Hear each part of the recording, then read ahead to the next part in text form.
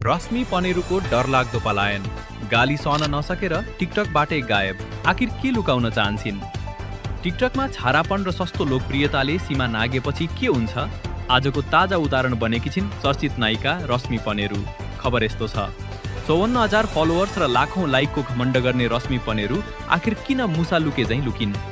दर्शकहरूको कडा गाली र एक्सपोज हुने डरले उनले आफ्नो टिकटक आइडी अहिले एकाएक प्राइभेट बनाएर भागेकी छिन्। के उनी साँच्चै डराएकी हुन्?